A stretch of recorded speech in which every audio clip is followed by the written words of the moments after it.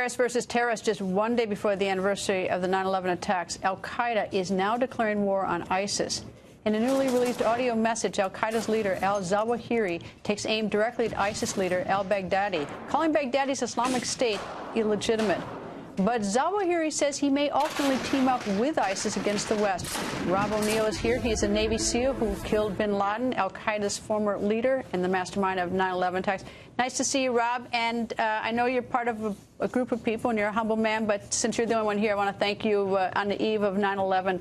I think all of us are so glad he's dead and that you got him. Thanks for having me and everyone that's involved, from the guys going through the door first to the men and women who found Osama bin Laden and pretty much every terrorist that we've taken down. Is, you know, everyone's very humble, but we all agree that it's a great thing that we did on every front. 100%. Anyway, so let's talk about what's going on. Okay. Al-Qaeda declaring war on ISIS. What do you make of that? Well, there's been sort of a rift there, which is odd because these are both the same forms of Salafi Sunni Islam that generates out of Saudi Arabia.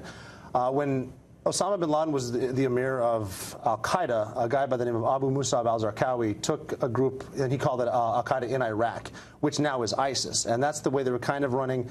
Once Osama bin Laden was killed, Ayman al-Zawahiri took over as the emir, and he, just being an Egyptian for some reason, spun him wrong. So they formed ISIL, the Islamic State in the Levant. And Zawahiri kind of had a rift with Abu Bakr al-Baghdadi, who is now the proclaimed or elected caliph who is in charge of the Islamic State. Zawahiri didn't like it a couple of years ago. He told them to maintain just in Iraq. They moved to Syria.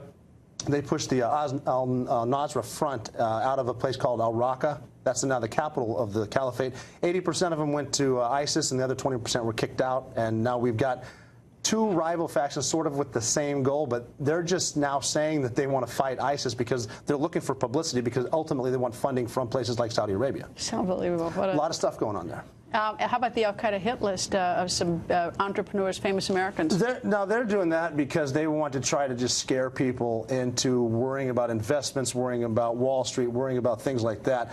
They're not. I can't remember the last time. Even in a good example of domestic terrorism is, when's the last time there was a bomb threat and then a bomb went off? It doesn't happen that way. A bomb goes off. You don't tell them about it. They're just trying to incite stuff. Look at they did with the shoe bomber. I believe it was Richard Reed. He had the shoe, but the bombs didn't work. But now everything's slowed down because everybody takes their shoes off. That's stuff like that. I don't buy into it. All right. Well, it's the eve of 9/11, and we actually have a live picture of Shanksville, Pennsylvania, that put it up.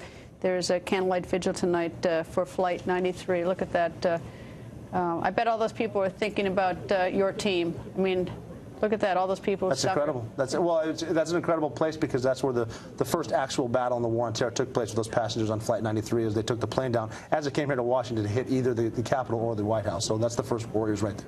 It's just incredible. Anyway, Rob, again, thank you, and thank you to your team. Thank you for joining us. Greta, thanks again.